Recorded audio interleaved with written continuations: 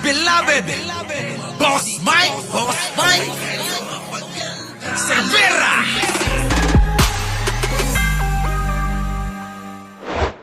Araw ng 2025, gusto ko talaga na mag-usap muna tayo ng masinsinan. Pag-usapan muna natin ang mga bagay-bagay para at least alam natin kung paano natin sisimulan at paano natin bubuhayin ang ating pagkakaibigan sa 2025. Ayan, buhayin ang pagkakaibigan, mga kababayan. Buti pa to gustong buhayin yung pagkakaibigan.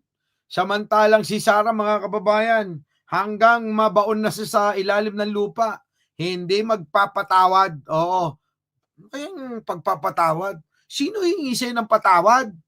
Dapat ikaw nga, Sarah, humingi ng patawad sa bansang ito, sa mga Pilipino. Abay, nakawan mo ng nakawan. Ano yun? Okay lang? Tapos, ikaw na nagnakaw, ikaw na nagkapera, kayo na ng lahat ng pamilya mo ang nangamkam. Abay, kami pa magsosorry sa'yo. Aba, imposibleng mangyari yun, mga kababayan, ano? At yun ang gusto nun. So, mga kababayan, eto na, ha? Pakinggan nyo maigi yung mga banat ni Jam Magno. Pasok! Alam ko naman na nakilala niyo ako bilang si Jam Magno, laging galit, malditang maldita sa internet. Hindi ko man maibago na ang imaheng yan dahil hindi ko naman din kontrolado ang utak nyo at kung ano naman ang perspective nyo kung sino ako. Pero ngayon kasi, dahil sa binago ng 2024 ang buhay ko, bigla akong nagkaroon ng asawa, biglang mas naging kompleto ang aking pamilya, ang hirap na talagang magmaldita. Nakaw! Yun naman pala. So, alam nyo, mga kababayan, totoo yan, ha? Di ba? Totoo yan, mga kababayan. Evelyn Calison, no? Sa inyo pong lahat nga pala. Shoutout Jocelyn, LB, Pepe Malonzo, Haya Salim, Arthur, Kicks TV. Sa inyo pong lahat, shoutout po, ha? Totoo yan, mga kababayan. Kapag ka ikaw masaya na sa buhay mo, abay, medyo magpreno-preno na sa kakamaldita. Magpreno-preno na sa mga bagay na alam nyo makakaapekto sa pang-araw-araw nyong buhay. Kaya mga kababayan, yan ang palatandaan kapag masaya ang buhay mo, mayroon kang love life, mga kababayan, easy-easy ka na lang. Kaya yung mga DDS na laging galit, laging walang ginawa kundi siraan na siraan, ang Pangulong Bongbong Marcos, mga walang love life yan. Maniwala kayo. Walang love life yan. Sino kaya doon, mga kababayan? Yung kayang hindi naliligaw? Yung kayang bading nakaaway nung hindi naliligo? Yung kayang si Banat Bay, may love life? Parang wala naman, ano? Lalo na si Maharlika. Ako, pinag-taksilan na ng panahon yun, mga kababayan. Mukhang hindi na magkakaroon ng love life kailanman. Ano? Mukhang wala rin magkakagusto. Maliban na lang siguro kapag meron sa inyo. Baka merong may crush sa inyo kay Maharlika, para magbago yon, abay wag nyo nang patagalin, ligawan nyo na. Oo, ligawan nyo na. Sa mga babae naman yan, para naman maging mala Jam Magno, si Banat Bay, abay landiin nyo na. Nang siya ganun magka-love life na. Di po ba? Ngayon, dito si Chris Ulo. Ikaw, Chris Ulo. Baka gusto mo naman kay kaaway ni yung hindi naliligo diyan sa kabila. Yun. Abay tahasan din yun eh. Sinasabi Chris Ulo na wala daw jowa. Sino ba naman magkakagusto sa mga ganong itsura, mga kababayan? Mukhang wala talagang magkakaroon sa mga ganong itsura. Edi lalo na doon sa hindi naliligo. Anak ng tinapa. Bubuksan mo pa lang yung t-shirt mo. Abay, umaalingasaw na yung, amoy patay na daga. Wala talaga. Wala magkakagusto. Masuso ka. Buti pa si Jam Magno, tuloy, Jam Magno. And na-realize ko na mas nalalaman nyo ang katotohanan dahil ang katotohanan ay kalmado lamang. Correct. Na-realize ko din kasi na napakaganda talaga ang buhay pag hindi tayo nakikisali sa away, na hindi naman talaga tayo kasali. Hindi kayo kasali. Bakit kasi nakikisali kayo? Alam nyo, itong mga DDS vlogger, di naman kasali. Sumasaw-saw lang din itong mga ito. Mga kababayan. Huwag nyo sabihin kami sumasaw-saw.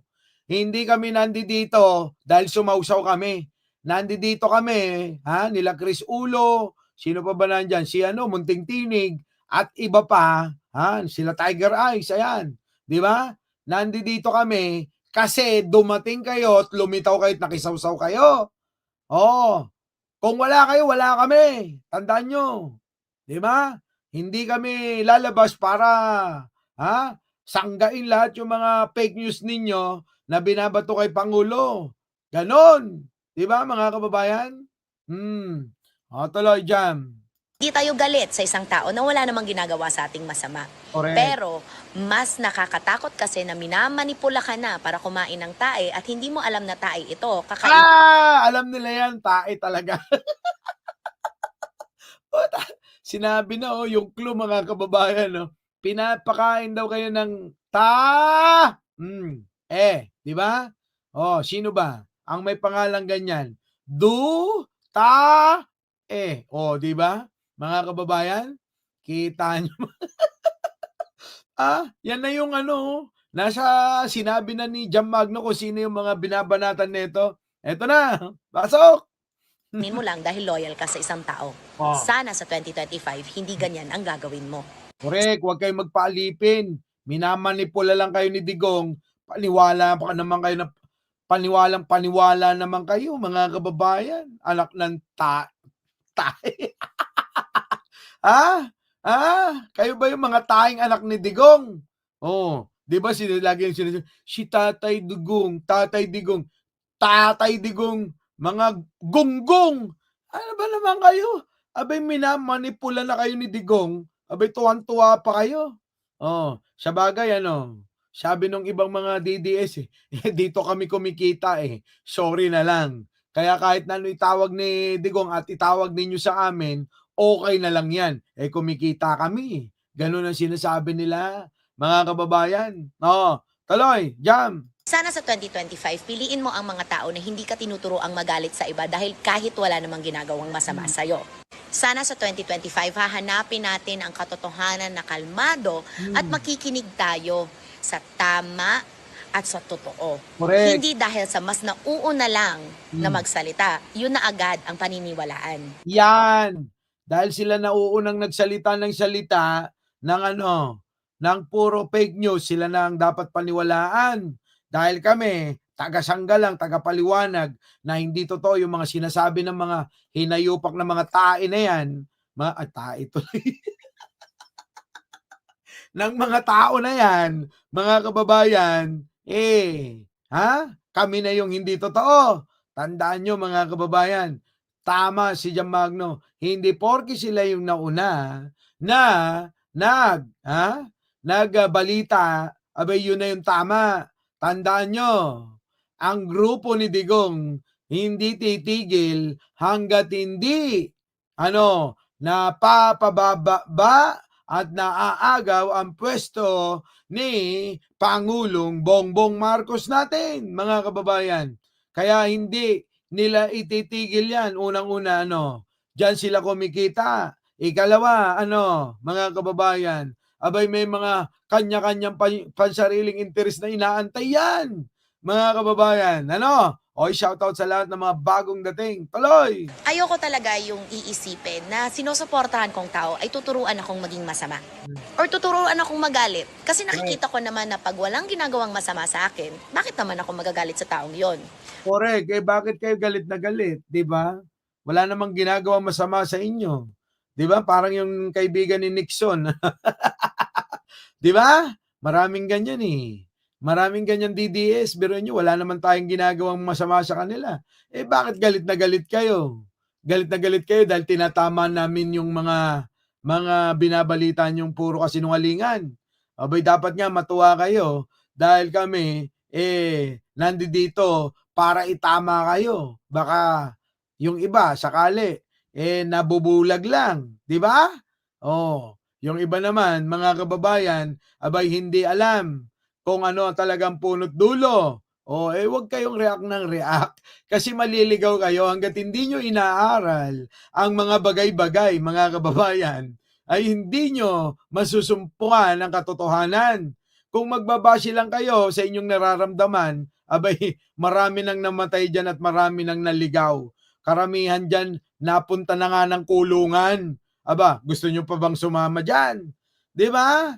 Tandaan niyo mga kababayan, huwag kayong magbabase ng inyo lang nararamdaman. Dahil kapagka nararamdaman niyo lang ang inyong pagbabasihan, aba, maliligaw at maliligaw at maliligaw kayo, mga kababayan. 'Di po ba? At siyempre kapagka naligaw kayo, dalawa lang 'yan. Ha? Kapahamakan. 'Di po ba? Ang tutunguhan o tuluyan ng hindi kayo ay makita na sa mundo dahil maraming masasamang tao diyan. 'Di po ba, mga kababayan? Eto na, tuloy. Pero that's what manipulation is.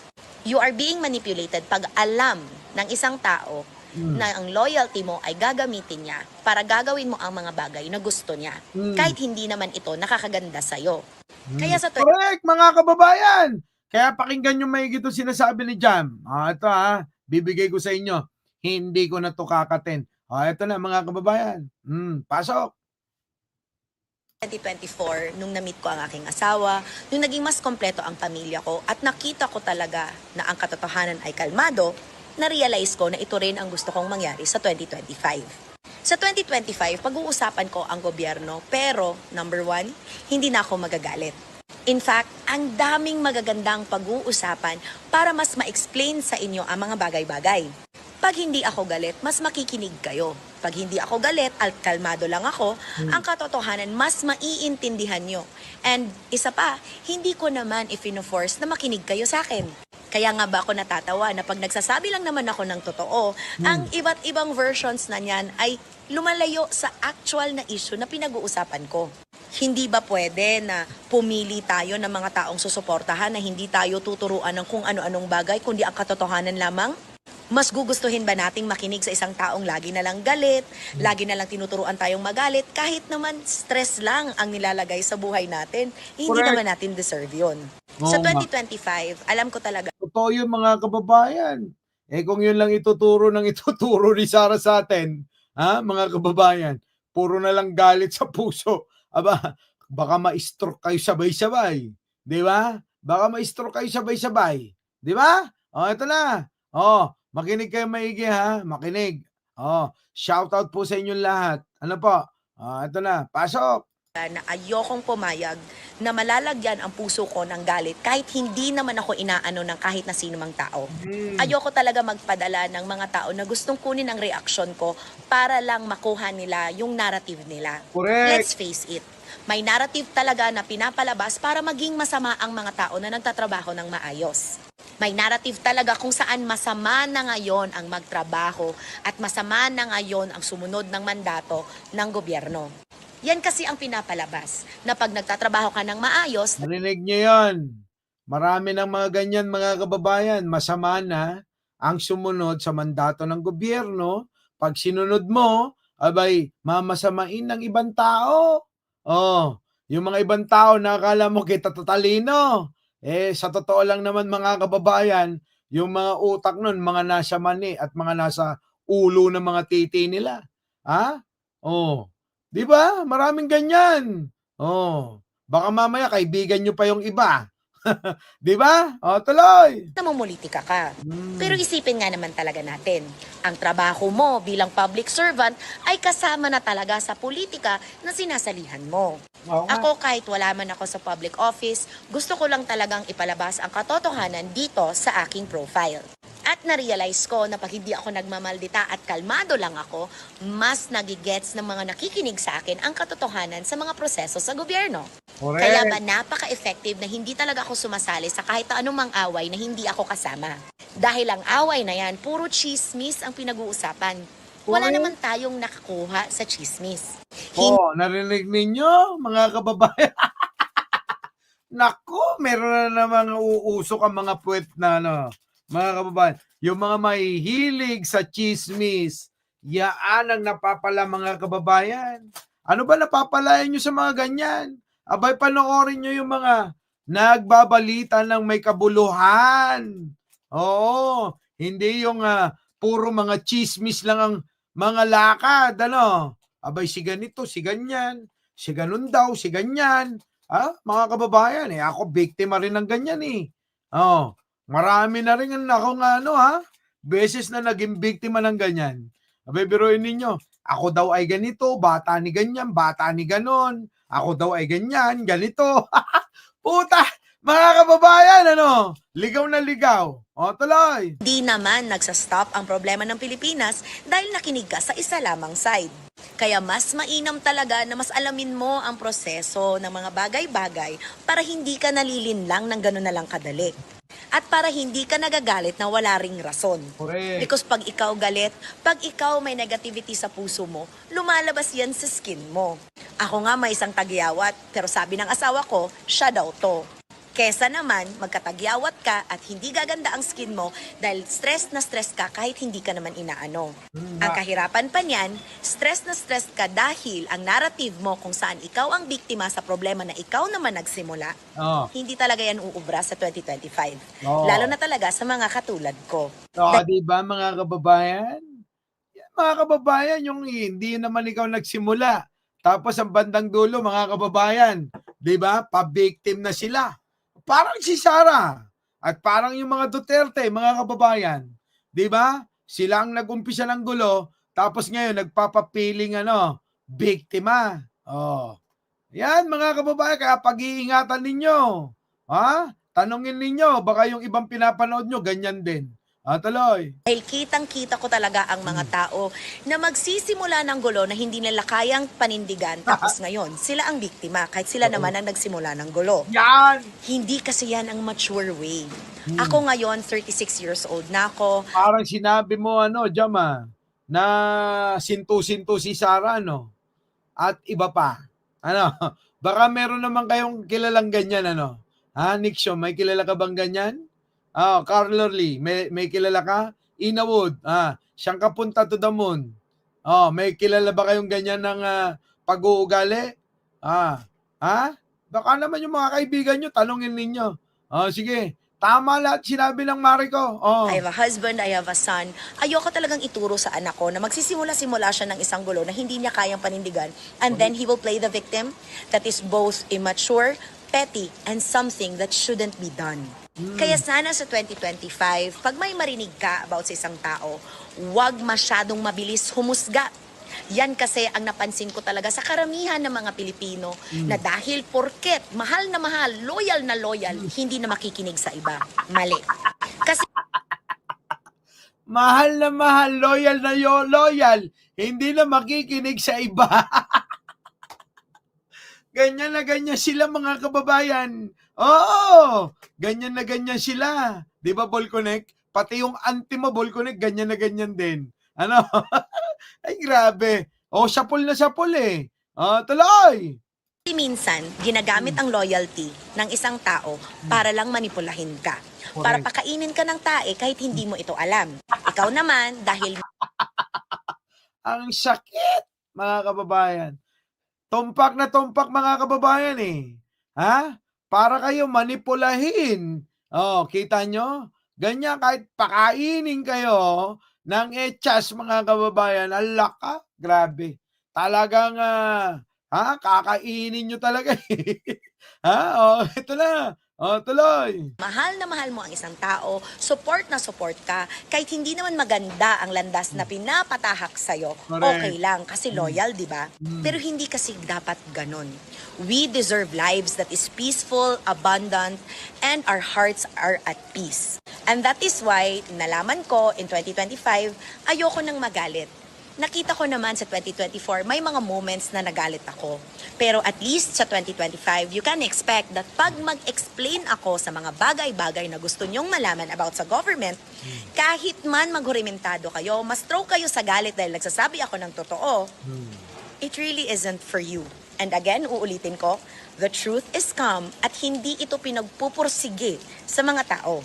Ang akin lang naman ay ang fake news, never ko talaga naging kaibigan. Kaya nyo nga ako ginagawan-gawa na lang ng istorya, di ba? Para at least malaman ng mga tao na masama kunwari ako. Hindi ko rin naman sinasabing perpekto ako. Pero ayoko lang talaga na papayag ako na hindi ko sasabihin at hindi ko ilalabas at ilalahad ang katotohanan.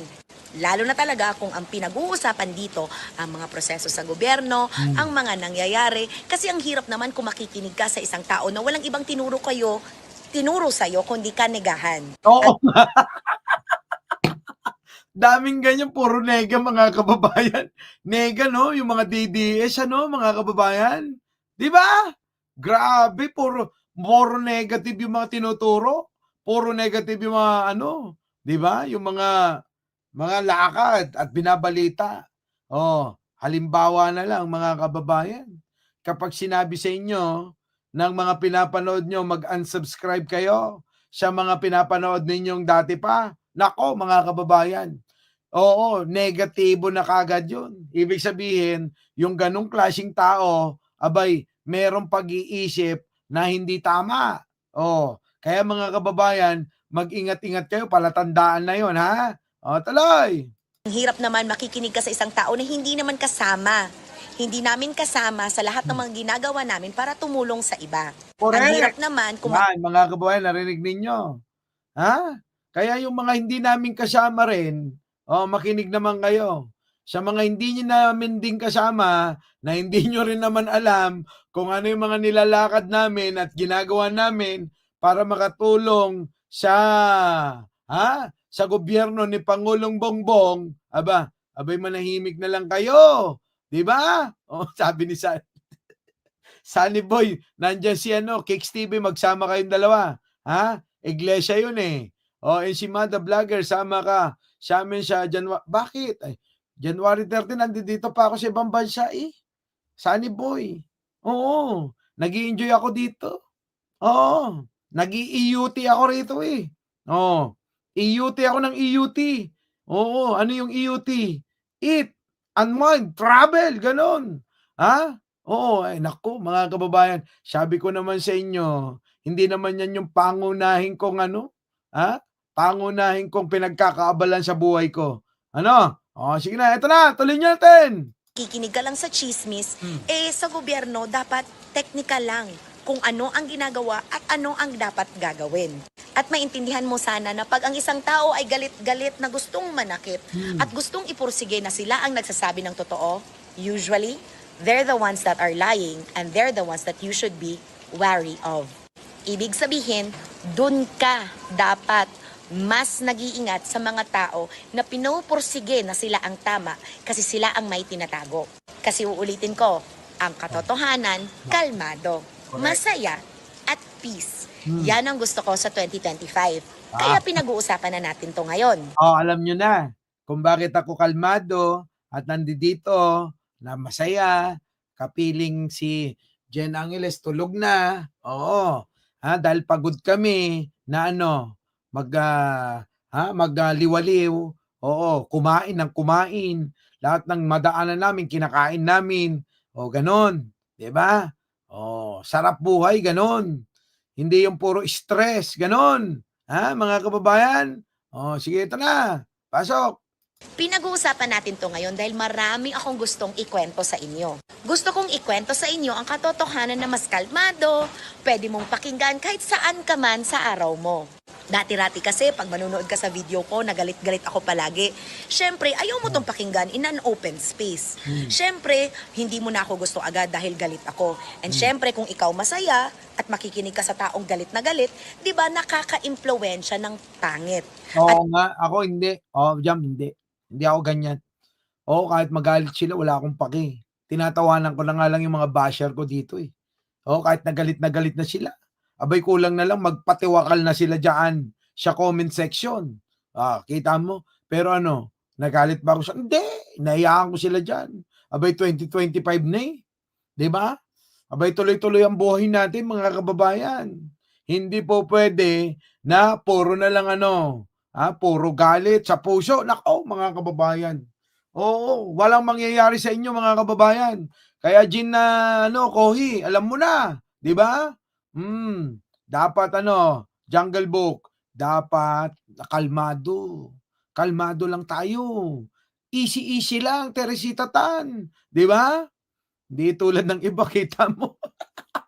Wala nang maaway. Sila na lang nag-aaway, mga kababayan, Sila na lang nag-akala mo magagaling talaga. Biruin mo yung mga iisang hangarin, nagpapagalingan. Ano? Di ba? Abay, nagpapalaparan ng mga papel doon kay ano eh. Kay Sara Duterte. Tama ba yun? Nako, mga kababayan. Makikita nyo yung mga yun. Sila-sila lang nag-aaway-away. Buti pa tayo. Nila Jambangno. Easy-easy lang. Tuloy! Negativity lang ang pinapasok sa puso mo. Ayoko ng ganon sa 2025. Gusto ko sa 2025, mas maintindihan nyo ang mga bagay-bagay na kino-complicate ng mga tao na ayaw kayong malaman ang totoo. Gusto ko kasi na responsibilidad ko na i-explain sa inyo ng dahan-dahan kasi tayo naman dapat ang mas nakakaintindi kung paano at ano ang ginagawa ng ating gobyerno. Kasi yun naman talaga ang simula ng aking plataforma 2020 pa. Correct. Kung ano mang pangalan ang itawag nyo sa akin, iinsultuhin nyo ako dahil ang narrative ko ay sumisira sa narrative nyo, I will not adjust for you. Correct. O, di ba mga kababayan? Huwag kayong mag-adjust sa mga taong hindi kayo maunawaan sa gusto ninyo. Sabi dito ni Jungle Book, oo. Ano daw? Simpleng question. Oo. Perfecto ba? Wala, sino ba perfectong tao, Jungle Book? Ano bang klaseng tanong naman yan? Ikaw talaga. Walang perfectong tao sa mundo. Si Mang Pekto nga, hindi pa perfecto. Di ba? Walang perfecto, tandaan nyo. Kahit isang tao, walang perfecto. Si Jesus Christ nga, nagkakamali pa eh. Tayo pa kaya, di ba? So, walang perfecto, pero meron taong may mabuti ang kalooban. Higit sa iba riyan. Alam nyo na, mga kababayan. Di ba? Yun. Pero yun ninyo, walang perfecto. Pero merong mga taong mabubuti ang kalooban at merong mga taong ang pakay sa kanyang nasasakupan ay puro kabutihan. Hindi tulad ng iba na ang pakay ay puro panlalamang sa kapwa lang. Nagets nyo? Magkaiba yun. Tuloy. Dahil ang akin lang ay mas maiintindihan ng mga taong gustong kalmado, gusto lang ang katotohanan at gusto na mas maintindihan ang mga proseso ng gobyerno dahil marami Correct. naman sa inyo ang nagtatanong sa akin. Oo nga. Kaya maraming salamat po sa lahat ng mga tao na patuloy pong sumusuporta sa ginagawa ko para sa mga Pilipino. Simple lang naman ang plataforma ko at lagi lang naman ganito ang itsura ko. Ang importante, lagi akong magsasabi ng totoo at ang importante, suportado niyo ako. Kung ayaw niyo ako, edi block. Yun, ganun. Maraming salamat sa mga sumusuporta sa akin dito sa channel na to. Bibiruin mo, madaling araw na dito, naka-live ako. At sa inyo naman, siguro, ganun din. At sa Pilipinas naman, mga kababayan, medyo hating gabi na. Abay, nandito pa rin tayo, mga kababayan. Nagkikwentuhan. Tama si Jamjan. Sa mga ayaw sa akin, kaysa naiinis kayo at nakikita nyo tong gandang lalaki ko, abay, i-block nyo na lang tong channel na to. Di ba? Pero kung handa naman kayong makinig, abay, okay lang manatili kayo. Di ba, mga kababayan? Tama? Our beloved Boss Mike Cervera.